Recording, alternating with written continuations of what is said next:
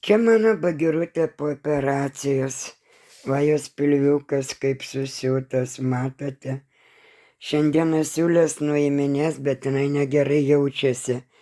Tuoj atvažiuos draugė, nuveš ją į veterinariją. Jinai mažai geria, mažai valgo, kakutį nedaro. Nežinau, kas jie yra, jai 14 metų.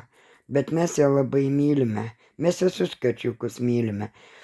Draugai mėly, jau kas galite. Jau už operaciją sumokėjome 356 eurus. Dar neaišku, gal dar reikės kažkiek mokėti.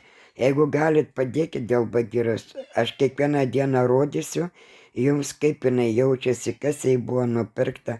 Parodysiu popierius, kiek už operaciją, jeigu dar reikės operaciją daryti, mokėti. Padėkit, labai prašau, jeigu galite. Nors po eurą kiekvienas atsiųskite ir tai bus labai labai didelis ačiū. Bagirutė kiekvieną dieną jums filmuosiu. Iki.